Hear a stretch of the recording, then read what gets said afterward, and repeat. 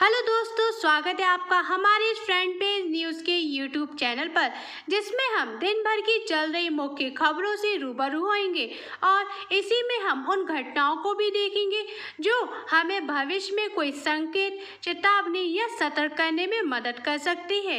अगर आप एक एग्ज़ाम की प्रिपरेशन कर रहे हैं तो उन घटनाओं से जुड़ना आपके लिए और महत्वपूर्ण हो जाता है। तो दोस्तों, अगर अब तक आपने इस चैनल को सब्सक्राइब नहीं किया है तो जल्दी से इस चैनल को सब्सक्राइब करके हमारे साथ खबरों के इस सिलसिले में जुड़ जाइए। तो चलिए शुरू करें आज की ताज़ा खबरों के साथ।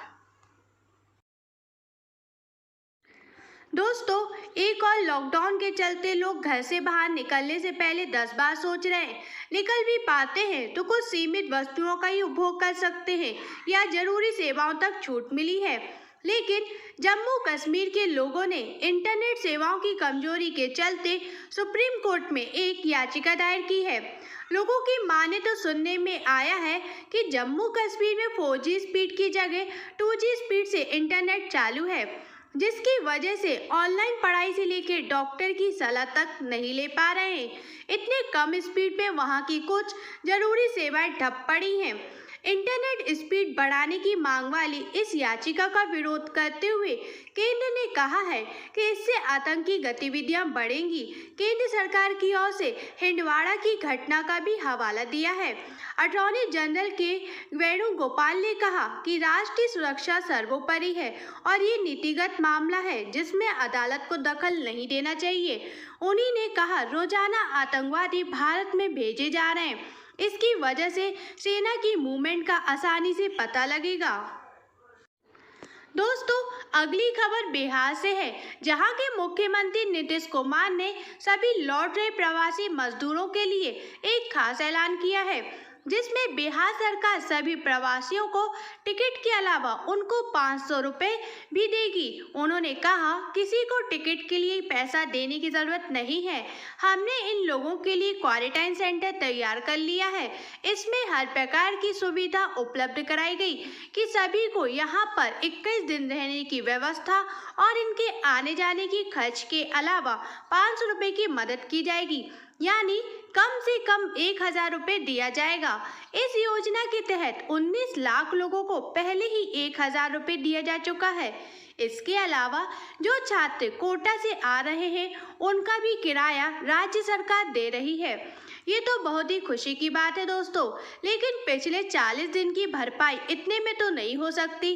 लेकिन हमारे मजदूर इतनी मेहनती हैं कि अच्छे से जानते हैं आगे के लिए कैसे जीवन निर्वाह करना है। दोस्तों, बढ़ते हैं अगली खबर की ओर, जिसमें देश के हालात ऐसे हो गए हैं कि सही गलत का फैसला सुझा पाना और समझ पाना बड़ा मुश्किल काम होता जा रहा है। ऐसे ही कांग्रेस महासचिव प्रियंका गांधी वाड्रा ने केंद्र सरकार पर हमला बोलते हुए कहा है कि जब नमस्ते ट्रंप कार्यक्रम पर 100 करोड़ रुपए खर्च किए जा सकते हैं तो फिर संकट के समय मजदूरों को मुफ्त रेल यात्रा की सुविधा उपलब्ध क्यों नहीं कराई जा सकती।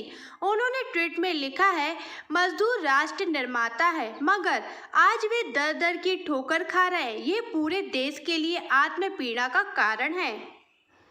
दोस्तों, जहां एक और इतना बड़ा जनसमूह कोरोना के खिलाफ लड़ाई में लड़ने में लगा है, वहीं कुछ चंद लोगों की वजह से लॉकडाउन और जो 2 गज की दूरी का दायरा तय किया गया था, धीरे धीरे धूमिल होता दिखाई पड़ रहा है। सरकार ने कुछ छूट दी, लेकिन हम ऐसे बाहर निकल रहे जैसे कोरोना का असर खत्म हो गया हो। ऐसे ही अपने जान से खिलवाड़ करते हुए कुछ लोगों ने शराब की दुकानों में कम से कम 3 किलोमीटर तक लंबी लाइनें लगा रखी है, जिससे साफ देखा जा सकता है कि ये लोग क्या समझदारी दिखाएंगे। दिल्ली सहित कई अन्य राज्यों की पुलिस को भी काफ़ी मशक्कत करनी पड़ रही है कि लोग लॉकडाउन के नियमों का पालन करें। अब खुद सोचिए दोस्तों, अगर हम खुद समझदारी नहीं दिखाएंगे तो सरकार का फिर कोई बड़ा फैसला आ जाएगा, फिर हम सरकार को दोषी ठहराएंगे। कृपया अपनी मानसिक संतुलन को बनाए रखें, क्योंकि खतरा तो अब बड़ा है। लोगों को छूट देने के बाद देखना ये है कि अब आप कैसे निपटते हैं इस खतरे से। दोस्तों, चारों ओर संकट के बादल दिखाई देने लगे हैं। ऐसे समय में इंसानों की न तकनीक साथ दे रही है और न कोई शोध। जहां एक और कोरोना का कहर जारी है, वहीं असम में पहले अफ्रीकी स्वाइन फ्लू ने दस्तक दे दी है। असम सरकार के मुताबिक अफ्रीकी स्वाइन फ्लू का पहला मामला पाया गया है और इससे 306 गांवों में 2500 से अधिक सुअर मारे जा चुके हैं। असम के पशुपालन और पशु चिकित्सा मंत्री अतुल बोरा ने कहा, हमें केंद्र से राज्य के सुअरों को मारने के ऑर्डर मिलने के बाद भी हम उन्हें मारने के बजाय कोई अन्य विकल्प देखने में लगे हैं। उन्होंने बताया, ये पुष्टि राष्ट्रीय उच्च सुरक्षा पशु रोग संस्थान NIHSAD भोपाल ने की है कि यह अफ्रीकी स्वाइन फ्लू ASF है। दोस्तों, पाकिस्तान को ऐसे वक्त में कोरोना से लड़ना चाहिए तो वह ऐसी महामारी में भी अपनी हरकतों से पीछे नहीं हट रहा है। पाकिस्तान की ओर से कल दोबारा फायरिंग की गई। इस पर भारत के थल सेना प्रमुख जनरल MM नरवणे ने कहा है कि पाकिस्तान अब भी भारत में आतंकवादियों को धकेलने के अपने अदूरदर्शी और तुच्छ एजेंडे पर काम कर रहा है। उन्होंने कहा कि जब तक पड़ोसी देश राज्य द्वारा प्रायोजित आतंकवाद की अपनी नीति नहीं छोड़ता, हम उचित और सटीक जवाब देना जारी रखेंगे। थल सेना प्रमुख ने कहा है कि भारत संघर्ष विराम का उल्लंघन और आतंकवाद का समर्थन करने वाले सभी कृत्यों का करारा जवाब देगा। थल सेना में 13 लाख जवान हैं। उन्होंने हंडवाड़ा मुठभेड़ पर भी कहा कि भारत को अपने उन 5 सुरक्षा कर्मियों पर गर्व है जिन्होंने उत्तर कश्मीर के एक गांव में आतंकवादियों से आम नागरिकों की जान बचाते हुए अपना सर्वोच्च बलिदान दिया। दोस्तों, अगली खबर में जैसा कि हमने अपने पिछले दिनों की न्यूज़ में बताया था कि सरकार अब विदेशों में फंसे लोगों को वापस लाने पर विचार कर रही है। अब इस पर केंद्र सरकार का फैसला आ चुका है। सरकार 7 मई से चरणबद्ध तरीके से विदेश में फंसे लोगों को वापस लाएगी। गृह मंत्रालय के प्रवक्ता ने ट्वीट कर जारी नोटिफिकेशन के अनुसार बताया है, यात्रा की व्यवस्था हवाई जहाज़ों और नौसेना के जहाज़ों के द्वारा की जाएगी। इसे लेकर मानक संचालन प्रोटोकॉल तैयार की गई है। विदेश मंत्रालय के दूतावास और उच्चायुक्त ऐसे व्यतीत भारतीयों की सूची तैयार कर रहे हैं। इस सुविधा का लाभ उठाने के लिए यात्रियों को खुद पैसा देना होगा। दोस्तों, सरकार ने एकाएक सबको वापस लाने का और घर वापसी पहुंचाने पर जो फैसला लिया है, ये देख के लगता है जरूर सरकार आगे कोई बड़ा कदम उठाने वाली है। वो क्या कदम होगा, ये जानने के लिए हमारे चैनल से जुड़े रहिए। तब तक हम आगे की खबरों पे नजर डालते हैं। दोस्तों, अब वक्त हो चुका है कि भारतीय सेना पाकिस्तान की फायरिंग और आतंकी हमले का कोई कड़ा जवाब दे और ये दिखाए कि हम कोरोना महामारी में भी कमजोर नहीं हुए हैं।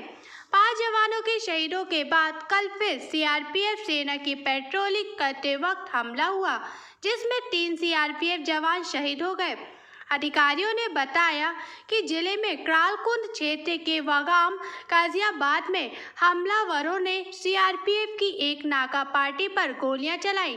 अधिकारियों के अनुसार इस हमले में CRPF के 3 जवानों की मौके पर ही मृत्यु हो गई। उन्होंने बताया कि इलाके को घेर लिया गया है तथा हमलावरों को ढूंढने के लिए अतिरिक्त सुरक्षाकर्मी वहां भेजे गए हैं। दोस्तों, अगर आप ओला, उबर जैसी ऑनलाइन टैक्सी में घूमने के या कहीं आने जाने के शौकीन हैं, तो अब सरकार ने आपके लिए ये सेवाएं दोबारा चालू कर दी है। हालांकि अभी आप सिर्फ ऑरेंज और ग्रीन जोन में ये टैक्सी बुक कर पाएंगे। रेड जोन में फिलहाल अभी कोई छूट नहीं दी गई है। दोस्तों, अब चलते हैं एक बार स्वास्थ्य मंत्रालय द्वारा जारी कोरोना के ताज़ा आंकड़े भी देख लेते हैं। भारत में कोरोना वायरस संक्रमितों की संख्या 42,836 हो गई है। पिछले 24 घंटों में कोरोना के 2,573 नए मामले सामने आए हैं और इस दौरान 83 लोगों की मौत हुई है। वहीं देश में कोरोना से अब तक 1,389 लोगों की मौत हो चुकी है। हालांकि राहत की बात यह है कि 11,762 मरीज इस बीमारी को हराने में कामयाब भी हुए हैं। तो दोस्तों, हमारे साथ जुड़े रहने और न्यूज़ को पूरा देखने के लिए धन्यवाद। ये थी अब तक की खास खबरें। उम्मीद है आपको ये पसंद आया होगा। मिलते हैं अगली वीडियो में कुछ अन्य खास खबरों के साथ। तब तक के लिए अपना ध्यान रखिए और सुरक्षित रहिए। जय हिंद, जय भारत।